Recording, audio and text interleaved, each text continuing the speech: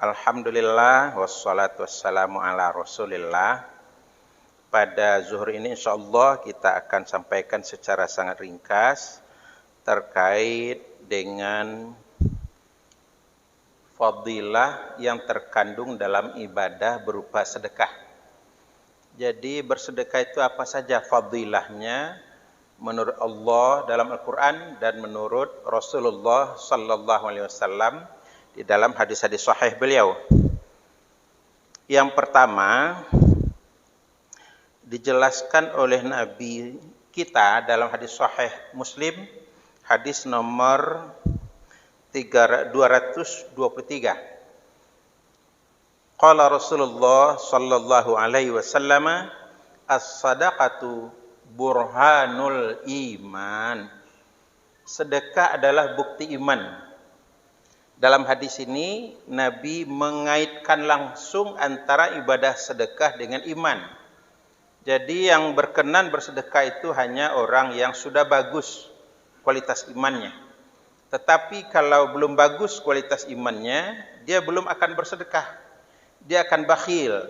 Dan mustahil pada diri seorang muslim langsung ada iman dan bakhil. Mustahil itu. Kalau dia bakhil, pasti imannya belum bagus. Kalau imannya sudah bagus, pasti dia tidak akan bakhil. Jadi mustahil bergabung antara iman dengan bakhil dalam jiwa seorang pribadi muslim. Jadi as-sadaqatu burhanul iman. Sedekah adalah indikasi atau bukti dari iman. Hadis riwayat Imam Muslim nomor 223. Berikutnya, fadilah dari sedekah itu kata Allah dalam Al-Quran adalah untuk menghapus dosa tanpa istighfar. Menghapus dosa tanpa harus beristighfar. Surat Al-Baqarah ayat 271. In tubdus sadaqat fani'imma hiya. Kalau kamu nyatakan, kamu jelaskan, kamu perlihatkan sedekah itu hal yang baik. Nah, tentu maksudnya sepanjang tidak riya di dalam hati. Nah, riya itu bukan pada memperlihatkan. Riya itu di dalam hati, bersinggah sananya. Lalu kata Allah, wa in tukhfuha, kalau kamu rahasiakan sedekahmu, wa tu'tuhal fuqara, lalu kamu serahkan sedekahmu itu kepada orang-orang fakir, fahuwa khairul lakum, itu lebih baik dibanding dinyatakan tadi, dibanding diperlihatkan tadi.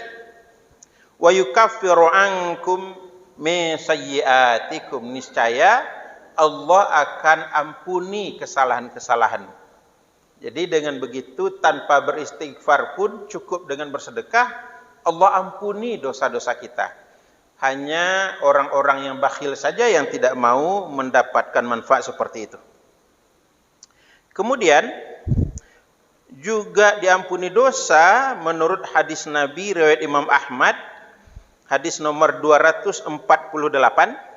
Kemudian riwayat Imam At-Tirmidzi, hadis nomor 2616.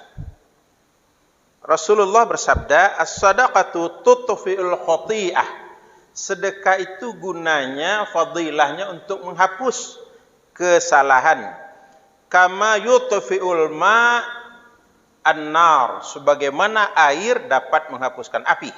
Jadi kalau begitu, ternyata bersedekah bukan sekedar dapat pahala, tetapi juga bisa menghapuskan kesalahan sebagaimana air bisa menghapus api. Hadis riwayat Tirmidzi nomor 2616.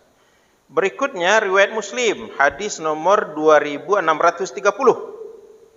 Qala Rasulullah sallallahu alaihi wasallam, innallaha qad aujaba laha bihal jannah.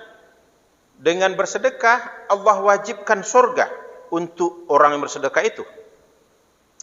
Au a'taqaha binan nar, atau Allah lepaskan dia dari neraka.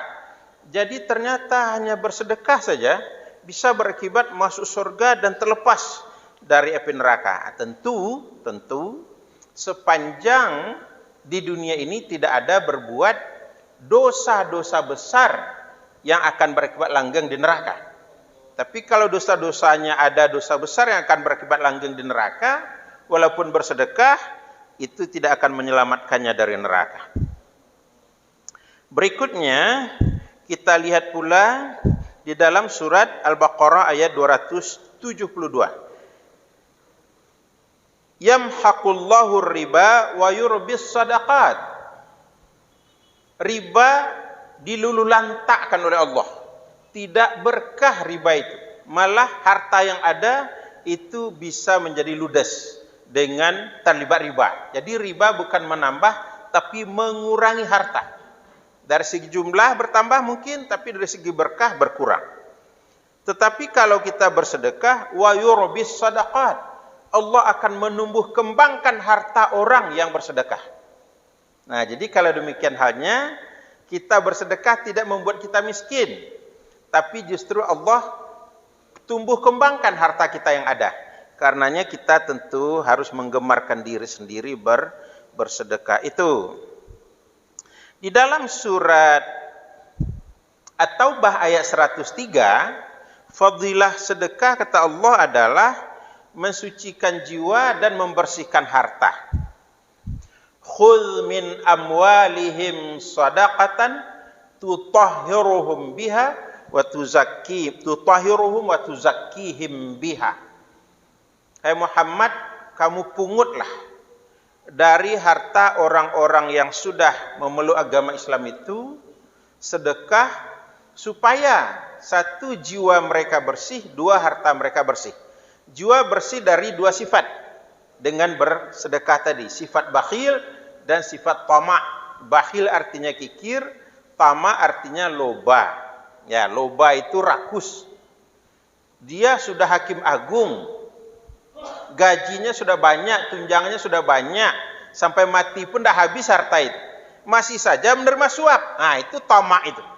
Nah, dari sifat tamak itu kita dipelihara oleh Allah. Betapa hebatnya fadilah bersedekah itu. Lalu juga membersihkan harta. Artinya apa? Harta orang-orang miskin, harta karib kerabat, harta fisabilillah yang Allah titipkan melalui rezeki yang diberikan kepada kita. Kalau sudah kita sedekahkan, tidak tercampur lagi dengan itu. Ya, jadi supaya tidak tercampur lagi, kita sedekahkan. Lalu dalam surat Al-Munafiqun ayat yang ke-10 kita diingatkan, bersedekah itu mumpung masih sehat dan masih hidup. Wa anfiqu mimma razaqnakum, kalian keluarkanlah infak dari sebagian dari harta yang kami berikan, min qabli an ya'tiya ahadakumul mautu, sebelum kematian datang kepada siapapun di antara kalian. Fayaqul, lalu setelah itu dia akan berkata, Rabbi, wahai Tuhanku, laula akhartani, kenapakah tidak engkau tunda kematianku, ila ajalin qarib, untuk waktu yang sebentar saja. Fa'asaddaq, saya akan bersedekah, wa aku minas salihin, sehingga aku termasuk orang-orang soleh. Jadi rupanya orang kalau sudah wafat, keinginannya bukan untuk berhaji, bukan untuk berumrah, bukan, untuk bersedekah. Begitu besarnya fadilah sedekah itu, sehingga ia ingin mendapatkan fadilah itu pada dia sudah wafat. Nah, mumpung kita yang masih hidup ini, masih sehat ini, bersedekahlah. Tentu jumlahnya tidak dipaksakan. Berapapun jumlahnya dan kepada siapapun kita beri, Allah sudah siapkan bagi kita fadilah-fadilah tadi. Dan itu tidak akan diraih tanpa bersedekah. Jadi mari bersihkan jiwa dari sifat bakhil, mari bersihkan harta dari tercampur dengan hak yang bukan hak kita, sehingga dengan begitu Allah baru berkenan memberikan keampunan kepada kita. Demikian, terima kasih. Billahi taufiq wal hidayah. Wassalamualaikum warahmatullahi wabarakatuh.